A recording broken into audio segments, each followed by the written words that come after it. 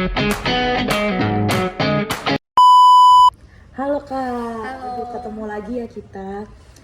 Kira-kira spesialnya hari ini Kakak membuat topik apa sih? Aku mau bahas seluruh rangkuman selama pembelajaran doktrin Kristus dan karyanya di semester 3. Boleh nggak sih kasih tipis-tipis? Mungkin saya bakal ngebahas lebih ke Yesus sebagai anak Allah sih. Oke, menarik banget ya.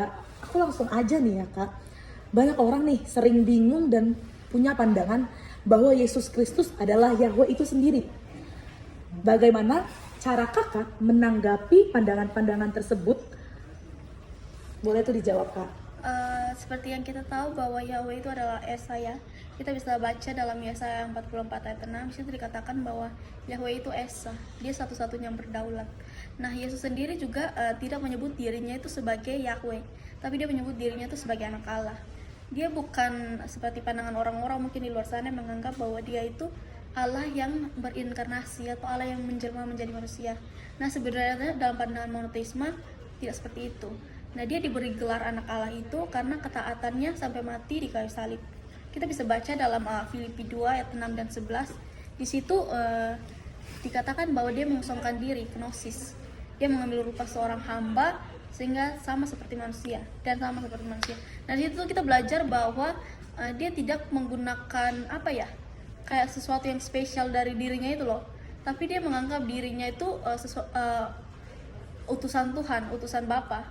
Nah, di situ dia katakan bahwa rupa Allah itu bukan secara fisik, tetapi secara batin.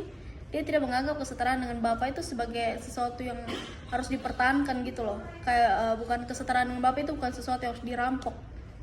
Nah, kita melihat Yesus itu bukan sebagai sosok yang terpisah dari Allah. Karena dia itu seperti dia itu adalah rencana Allah bagi manusia. Karena yang dari awalnya manusia sudah terpisah dengan Allah, udah nggak ada relasi antara Allah dan manusia. Di situ Yesus hadir dan Yesuslah yang menjadi jembatan atau jalan. Sehingga ada ayat kan yang mengatakan bahwa Yesus itu tidak ada yang bisa sampai kepada Bapa kalau tidak melalui Yesus. Nah, seperti itu. Oh, berarti kalau nggak ada Yesus, manusia tidak sampai kepada Allah. Kalau bukan karena kematian dan kebangkitannya Yesus, manusia tidak bisa sampai kepada Allah. Ya, benar sekali. Karena Yesus itu yang sudah saya jelaskan, Yesus itu adalah jalan. Kita tidak bisa sampai kepada Bapa kalau tidak melalui Yesus. Dia pun menderita kan selama di bumi menyelesaikan misinya. Wah, keren banget ya Kak ternyata. Nah Kak, gimana sih pandangan Kakak mengenai keselamatan? Apakah keselamatan itu hanya dalam Yahweh atau keselamatan memang berasal dari Yahweh? Kalau saya itu percaya bahwa juru selamat yang sesungguhnya adalah Yahweh. Karena apa? Karena Yahweh adalah inisiator dan Yesuslah pelaksananya. Nah, buktinya dalam Markus 1 ayatnya yang ke-14 itu dikatakan bahwa Yesus itu memberitakan Injil Allah. Dia tidak memberitakan Injilnya sendiri sepanjang dia di bumi. Nah, Yesus itu adalah sarana Yahweh untuk memberitakan Injil Allah selama dia ada di bumi. Dari semua penjelasan, bagaimana cara kita menerapkannya dalam kehidupan kita di setiap harinya nih? Kalau menurut saya melalui ketaatan Yesus sendiri itu terutama ketika ia rela berkorban menebus dosa manusia. Di situ saya percaya bahwa ketaatan dia itu benar-benar sungguh-sungguh. Dia tidak melakukan apa yang menjadi kehendaknya, melainkan dia melakukan semua kehendak Bapa. Dia pasti memiliki memiliki keinginan.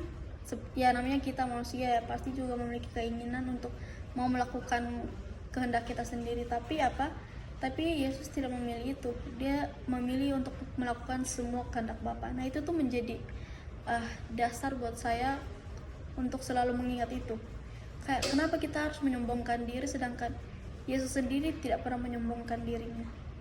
Nah, melalui tindakan dia itu, kasihnya kepada sesamanya. Karena apa? Karena kita tahu bahwa dia tuh bersahabat tuh bukan pilih-pilih. Dia bisa bersahabat sama pemungut cukai, bersahabat sama orang-orang pelacur, pemungut cukai, dan sebagainya, mungkin banyak. Ada gak sih kesimpulan dari seluruh topik yang kita bahas hari ini mengenai Yesus sebagai anak Allah? Menurut saya ya, pembahasan mengenai Yesus sebagai anak Allah ini, benar-benar Yesus itu anak Allah, bukan Allah anak. Karena apa? Karena Yesus itu bukan juga Allah yang berinkarnasi, atau seperti pandangan orang-orang bahwa Allah yang menjelma menjadi manusia. Tapi Yesus itu benar-benar 100% manusia ketika dia diutus Allah untuk menjadi penebus dosa manusia. Dengan ketaatannya itu dia menjadi sempurna dengan setiap tindakan dan kelakuannya. Dia sendiri berjuang untuk menjadi sempurna. Nah, dalam perspektif monoteisme itu, Yahweh adalah satu-satunya Allah, inisiator keselamatan, dan Yesuslah pelaksananya. Dan dia adalah jalan yang disediakan Allah untuk membangun relasi antara manusia dan juga Allah yang sudah pernah terputus waktu manusia Adam dan Hawa jatuh dalam Taman Eden. Oke, gitu ya Kak. Cukup menarik ya pembahasan ini, sangat menarik sih malah. Terima kasih ya Kak untuk